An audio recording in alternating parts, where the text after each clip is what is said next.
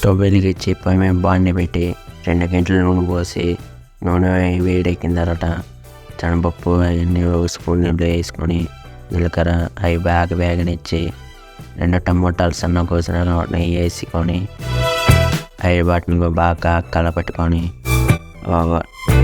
ఒక ఎర్రగడ్డ సన్న కోసి అదొక కప్పు వేసుకొని ఒక సాల్ట్ స్పూను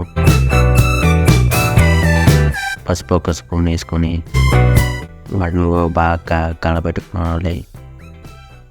టమాటో పెట్టుకొని మూత వేసి అల్లం పేస్ట్ ఒక స్పూను ఒక గంట ఆయిల్ వేసి బాగా కలపెట్టుకోవాలి. ఇలాగా వీడియో చూపించినట్లుగా బాగా కలిపెట్టుకున్న తర్వాత పొయ్యి మీద మళ్ళీ మూత పెట్టేద్దాం.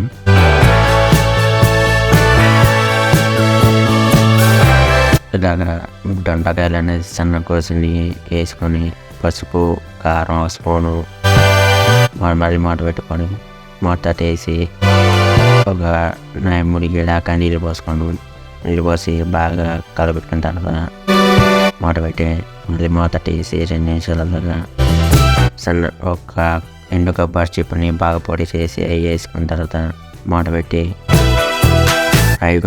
కుళాయి పైన మక్కిన నీళ్ళు కొత్తిమీర వేసేసుకొని మహి కూడా బాగా కడపెట్టుకుంటే రెడీ అయిపోయిందండి.